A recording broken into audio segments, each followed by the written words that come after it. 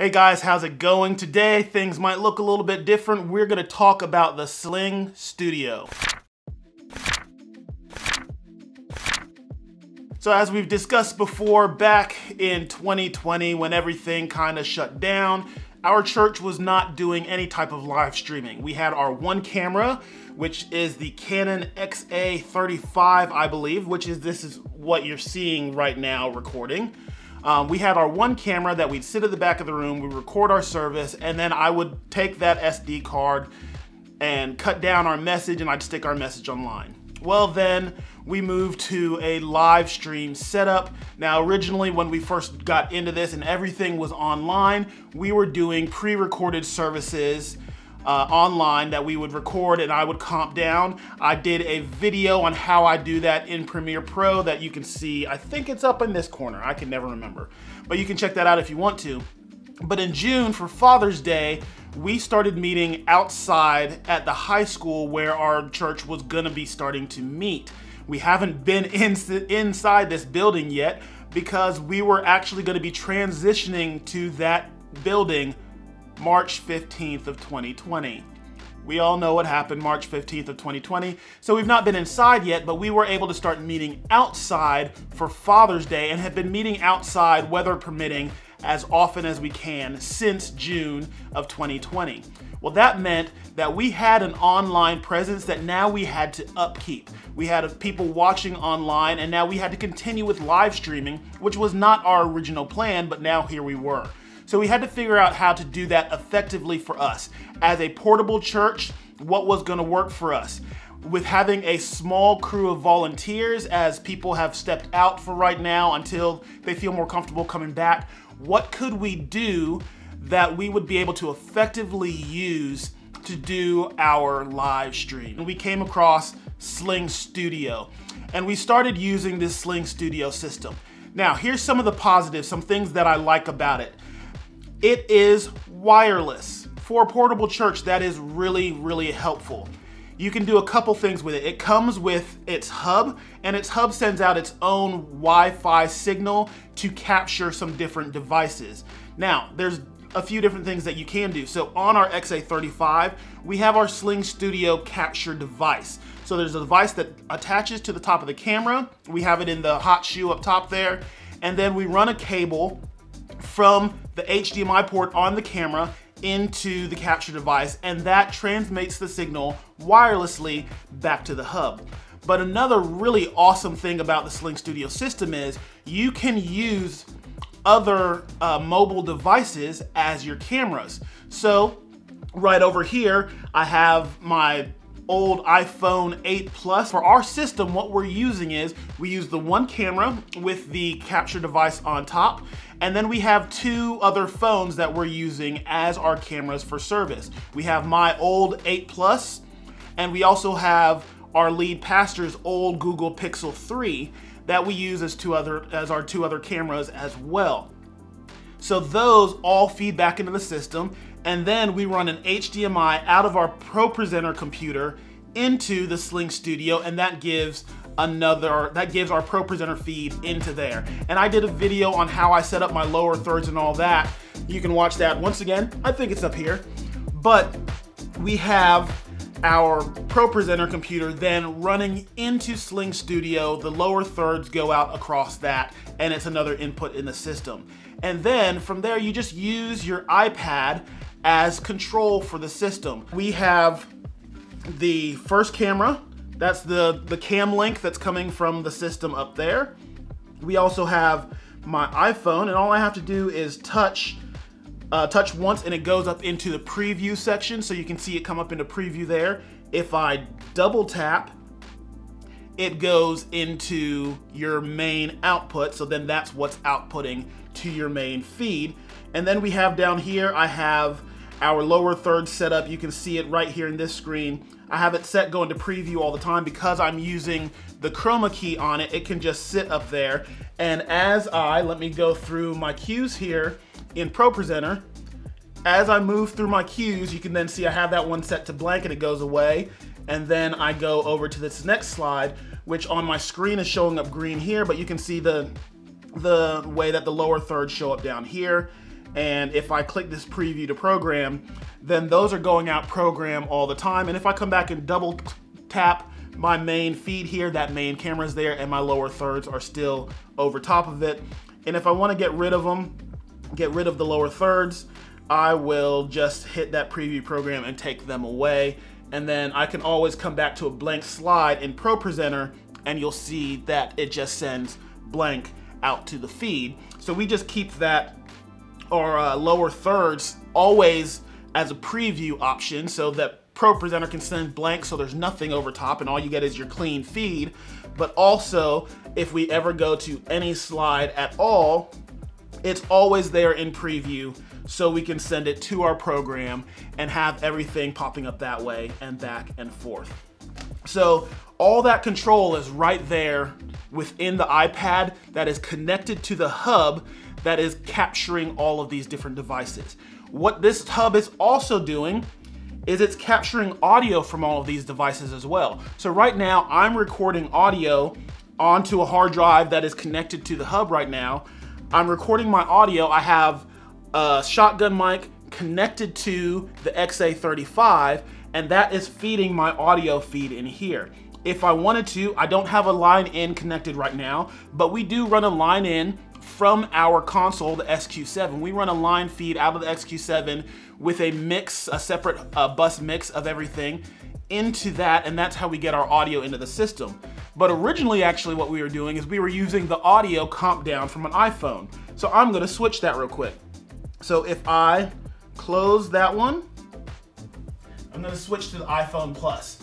So now you're getting the audio from the iPhone over here. And that's what's sending the audio. And so with that, we were able to, the iPhones and some of those other tablet type things do a pretty good job of comping down the audio that it's hearing. So because we didn't have a separate mix yet, we were just using that so all of our worship could go out and everything just by being captured by the iPhone. So that was a useful thing for us for a while, but that does mean that you're capturing everything. So kids playing and all that, which we have kids running around and stuff like that at our outdoor services right now, you'll hear all of those noises. If there's wind coming through and it hits that microphone in such a way, you end up with wind blowing into that. So that's why we went to mixing in the regular audio from our board. So that's kind of how we're using it right now. We have our audio from the board going in.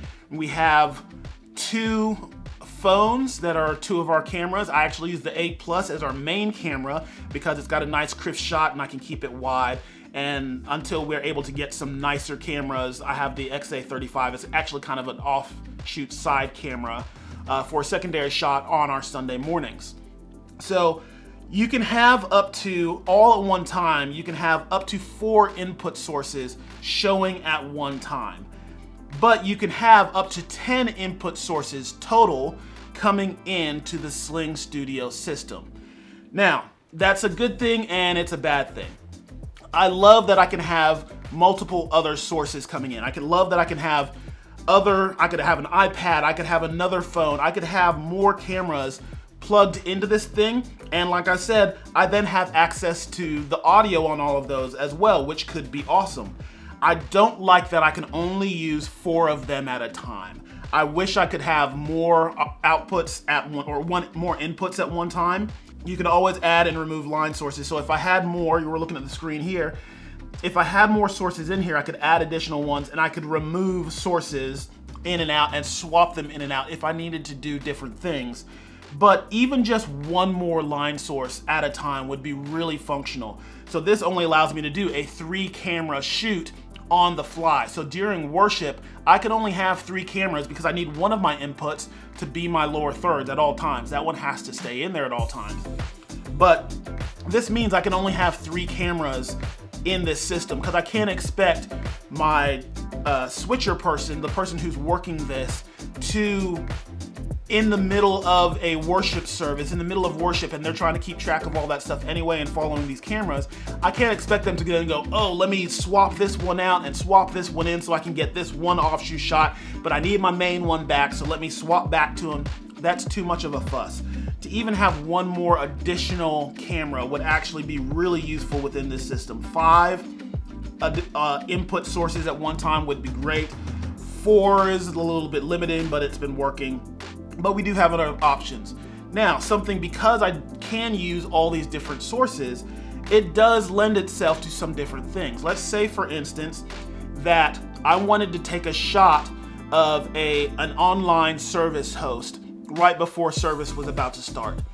I could have a separate phone, so I've got my camera shot set up for the stage, but I could have someone on a separate phone over on the side, next to the building or something like that, a nice clean shot with a separate phone that also I could then select that audio. So say there's 2 minutes left on the clock before service starts.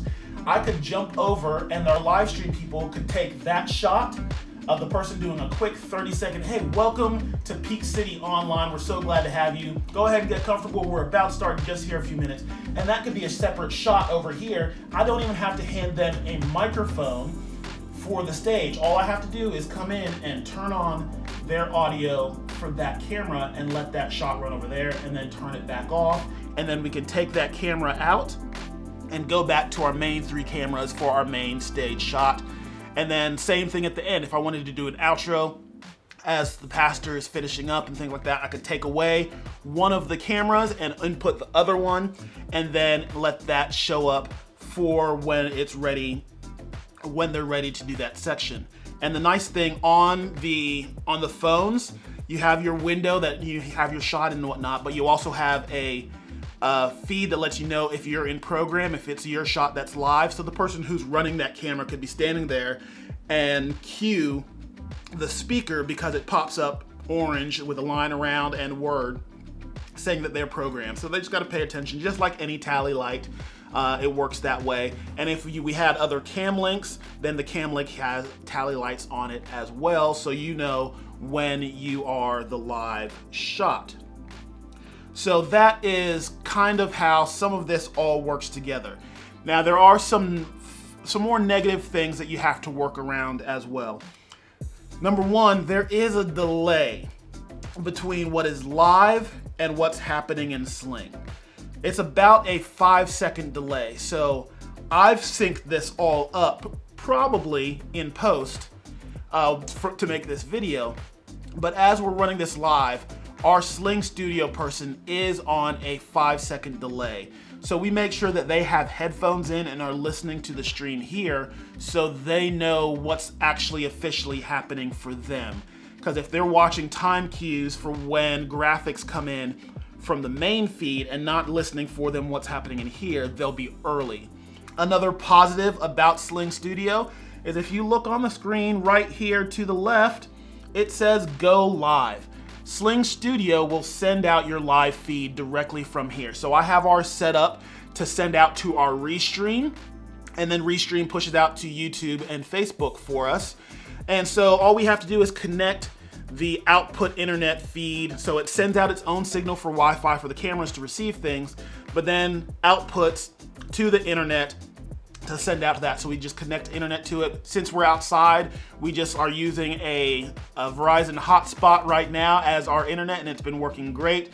And we just connect to that and sends out no problem. We hook up our outputs to Restream, and then Restream pushes it out. So all within this system, you have your cameras, you have your switcher, and you have your streaming output as well, all from right here. And like I said, I'm actually recording all of this. We have an SD drive connected to the Studio Hub as well that we record our entire service as well, so I can go pull those files later.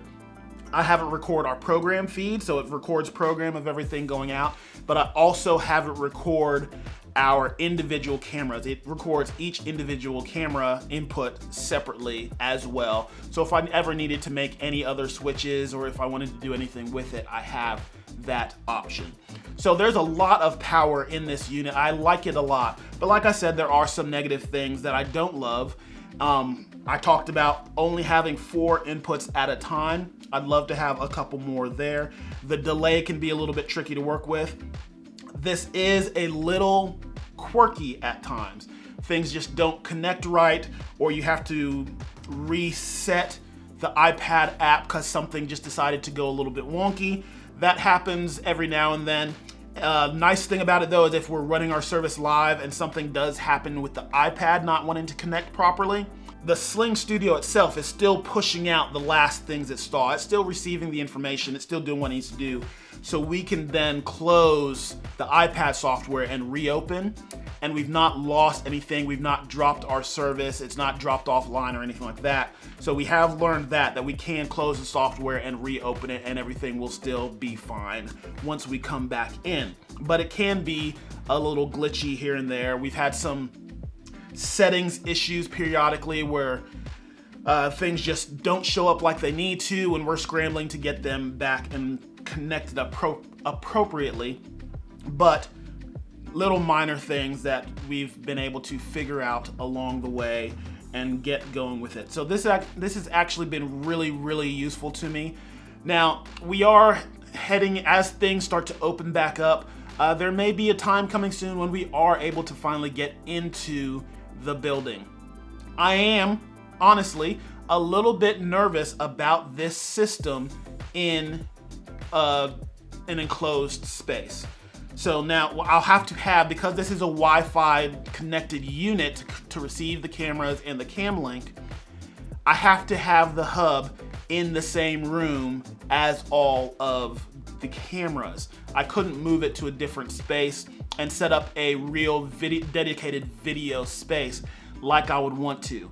Now, I'll probably end up setting aside a room to do audio separately for this once we add some people and some connectivity, so that I do have a better stream mix going out. But I think the only person I can put in there is the audio person. I can't even put the switcher person in there because the iPad itself also has to connect to the hub. So in a high school where there's already connectivity issues, they shut down any outside self-service within the high school. That means that I'm gonna lose some things. I do worry about whether that will affect the hub and how it connects with the cameras and things like that. I'll let you know about that when we get to that problem. It's not what I'm having now, but it is something I'm concerned about and something I'm thinking about and making sure that I'm able to function with once we move that route. But right now, it's working great. We actually really love it. It's really simple. It's creating a good resource for us to go out. I don't love the quality of this because everything is coming over a network connectivity that way. It means the quality of the cameras is being degraded when it gets there. So the quality is not as clean. So having a good 4K camera is not necessarily going to make this any better because it's having to convert the signal to send out to here. And then this is sending out a 1080p 30 signal here, which is great. And everything looks fine. It looks really good. But I will be growing up to a system that actually looks really, really great at some point when we're able to run cables and all that. It's obviously a downside that I have to deal with because it's better for us functionality wise here. But our stream doesn't look bad. Our stream looks pretty decent. I wouldn't say it looks amazing, but it looks decent. It looks like a well done production. It's not massive issues with everything. Now, I will say this as well. Phones are always trying to do their own thing as far as your white balance and your focusing and all that sort of thing is happening. So using a phone as a camera is a positive because you have options and can do it really quickly. The cam links, actually, the last time I looked for them, which is a few weeks ago, the cam links were actually sold out because I think a lot of people bought into this system. So finding other cam links, I couldn't connect another actual camera to this system right now if I wanted to because I can't get a hold of another cam link. So that's something to keep in mind as well. But when I am able to get other cam links, then I will switch to other cameras that I have more functionality and control over the white balance and the picture profile and everything else that's going along with it, so I can make things look cleaner because the cameras for the phones are always trying to just make up their own thing. You can even see in what I have here the differences between the white balances of these two within my space. Now this is a controlled space it actually, phones and all that actually function better in outdoor environments and daylight, things like that, than they do in a controlled lighting environment like this. The other thing about some of the newer phones, if you're gonna use this system, I suggest not going past the iPhone 8. And here's why. Because newer iPhones have that beauty feature on them that automatically is always trying to smooth the skin and all that, and that really messes with color tones and all of that. It's another thing I am worried about when we do move back inside, to figure out how to get that to look proper. But because the iPhone 8 doesn't have the beautification filter that it does on all newer phones, even my iPhone 12 that I have now looks worse for this system than the iPhone 8 does. So go buy some old 8s, some 6s or something like that, and they'll work great. The Google Pixel is looking really good. A cheap camera with the cam links on them are looking really good for this system. Overall thoughts, I really do like the SlingStudio system. It's a great budget option. We bought the entire bundle that we needed to get going with one cam link, a backpack, all the connections and things like that we needed. We bought it all for about $2,000, which is a pretty good price to get into video switching and streaming. I know that Blackmagic has their ATEM Mini Pro out now as well, but in our context, I didn't want to be running cables all the time. We'd have to have more converters because over long distances, I don't trust HDMI. So to run an HDMI from a camera that's up here all the way back to our system, I'd have to put a converter up there, then run an SDI cable, converter at the end. So those prices start to add up to make things work properly. And also, I'm then required to have cameras because I can't use phones and things like that in that type of a scenario to make it work with our system. So this was a really good budget option for us to get into this. Is it a long-term solution? It might be for some of you. If you're in a little bit smaller of a context, you got a couple hundred people at your church, within your space, everything's always gonna be in the same room, and this allows you to put cameras where you need to, and you're not gonna grow beyond what's available here. This is actually a really great option for you. It's leaps and bounds above the Mevo. I really dislike the Mevo. I know several people have used it. I dislike the quality of it, and I dislike the functionality of it. This, yes, it's more money, but it gives you so much more flexibility and options that it's worth the step up. So I would for sure recommend SlingStudio to a church who's looking to get into their live streaming setup and needs to do it in a really easy to use, functional, and price, not prohibitive, whatever the opposite of prohibitive is. So a really helpful price point. This would be a great way to go. If you've got any more questions about this, I can get into specifics. If you want to know specifically about how to do certain things, I may break down some other videos that dive into how to do particular things within here, but this is just my kind of overview after we've been using it now for about 8 months or so, and how we use it and how it's working for us. I hope this was helpful to you in some way. Do all the things that YouTube tells you to do, like, subscribe, hit that bell notification so you know when I drop another video. I'm not trying to grow a YouTube channel. I'm just trying to help as many people as I can with the information that I've learned over the years. So I hope this helped you, and we'll see you guys next time.